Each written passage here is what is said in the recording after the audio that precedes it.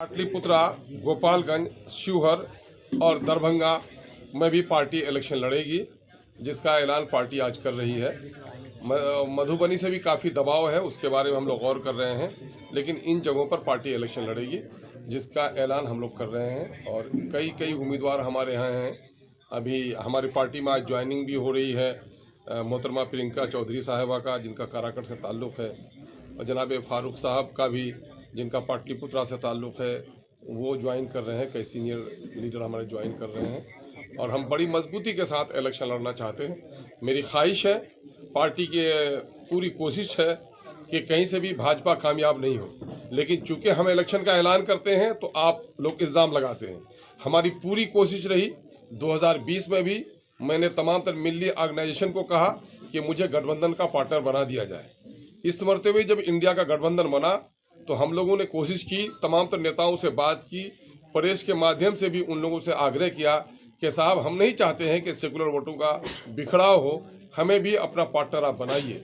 लेकिन ये लोग सिर्फ बीजेपी का खौफ दिखाकर माइनॉरिटी की क़यादत को, माइनॉरिटी की लीडरशिप को कहीं उभरने नहीं देना चाहते हैं। हालांकि MIM अपने टिकट के बंटवारे में पिछले दिनों में भी हमने इलेक्शन लड़ा था, तो ऐसा कुछ भी नहीं था कि हमने नॉन माइनॉरिटी को वोट नहीं दिया, ये टिकट नहीं दिया।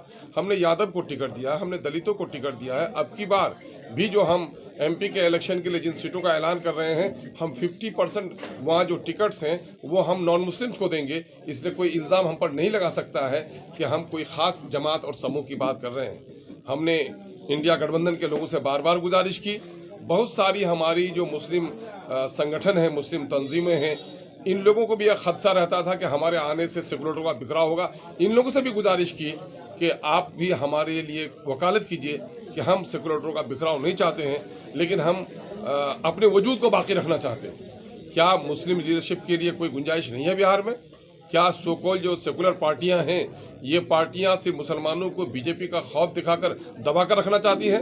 अभी जाति आधारित जो गणना आई है, जो हम लोग चीख रहे थे, चिल्ला रहे थे कि माइनॉरिटी के लोगों को इन लोगों ने हाशिए पर डाल दिया है, और ये 30-35 साल के दरमियान में, जिसमें राजद, जदयू, कांग्रेस और भाजपा सभी लोग शामिल रहे हैं, मुसलमानों की 60% नौकरियों से इनको वंचित कर दिया गया। जाहिर है कि बिहार में इस वक्त नौकरियां सलाहियत पर मिलती हैं।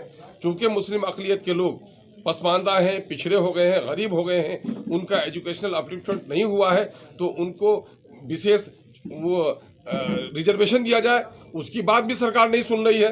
जो OBC लिस्ट में जो रिजर्वेशन का शेयर है, वो शेयर भी उनको नहीं दिया जा रहा है। और आज किसी से बात ढकी छुपी नहीं है कि नौकरियां अब सलाहियत से ज़्यादा पैरवी पर बिहार में मिल रही हैं।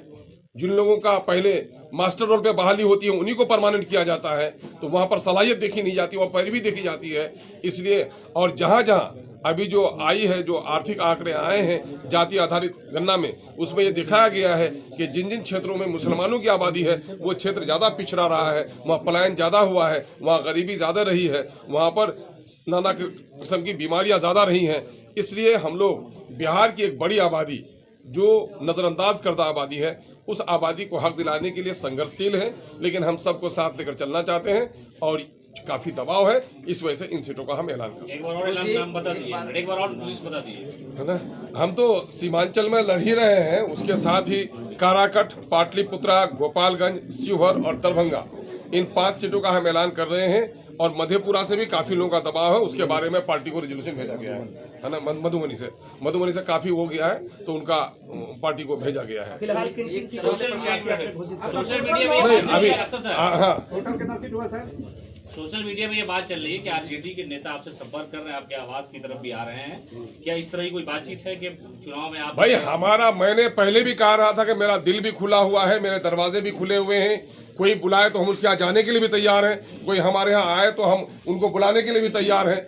और फिर कई संगठनों से हमारी बात चल रही है। हम लोग चाहते हैं कि बिहार की जो शोषित पीड़ित जनता है, उसको न्याय मिले, एक अच्छी सरकार बने, और उस सरकार के बनाने की कड़ी कहीं न कहीं दिल्ली से भी जुड़ी हुई है। दिल्ली में भी बिहार का प्रतिनिधित्व सही तौर पर हो, चूंकि बिहार को हक नहीं मिल रहा है। नीतीश कुमार जी ने कहा डबल इंजन की सरकार होगी, बिहार को हक दिलाएंगे। दामन फैलाकर वो पटना यूनिवर्सिटी को भी सेंट्रल यूनिवर्सिटी नहीं बना सके, न कोई विशेष पैकेज ले सके। इसलिए ईमानदाराना कोशिश होनी चाहिए। जो ईमानदाराना कोशिश करने के लिए जो भी पार्टियां आएंगी, हम उनके साथ चलने के लिए तैयार हैं। उनका लाइक माइंडेड पार्टियों से मेरा कल भी इनकार नहीं था, आज भी मुझे इनकार नहीं है। एक तरफ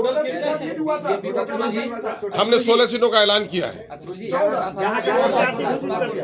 एक का प्रत्याशी हम लोगों ने घोषित नहीं किया है, चूंकि मामला गया का था। अभी इसका हम लोग को करना था, वहां पर कुछ मामला जो रिपोर्ट वहां पर गई है उस रिपोर्ट पर हम लोग के नेता ने रोक दिया है। वहां के ऑब्जर्वर आ रहे हैं 1-2 दिन में, उसके बाद हमारा दूसरे तीसरे चौथे पर 5वें मरहले का फैसला होगा। बीजेपी को डैमेज करना चाहते हैं, दूसरी तरफ आप पे आरोप लगता रहा है कि बीजेपी की बी टीम है। कौन बेशरम लोग मुझे बीजेपी का बी टीम कहते हैं? हिम्मत तो मुझसे मुकालमा कर ले, बहस कर ले।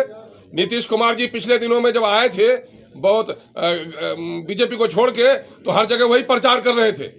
कुछ हमारे धार्मिक गुरुओं को लेकर बैठ के भी उसने बंद कमरे में मीटिंग की, साहब सबसे खतरनाक तो ये हैदराबाद वाली पार्टी है।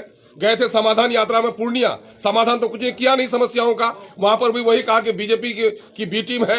ये कौन बेशरम लोग हैं? कौन नहीं है बीजेपी के गोद में बैठे हुए? ये सारे लोग बीजेपी के गोद में बैठे हुए हैं। अगर बीजेपी से कोई अलग है, चूंकि उनका कोई नुकसान नहीं है, उनके स्वार्थ का नुकसान हो सकता है, लेकिन मेरे मजहब का नुकसान है, मेरी नस्लों का नुकसान है, मेरे धर्म का नुकसान है, मेरे धर्मस्थली का नुकसान है। और जिस तवानाई के साथ बैरिस्टर असदुद्दीन अवैसी साहब धर्मनिरपेक्षता के दामन को थामे हुए मुसलमानों के हक और हुकूक की बात करते हैं, दलितों के हक और हुकूक की बात करते हैं, कोई माइक का लाल कह सकता है कि बीजेपी हम बीजेपी को बर्दाश्त करेंगे? एकलौता चलकर जो है कहीं ना कहीं आप इंडिया गठबंधन का ही वोट काटेंगे ना भाई।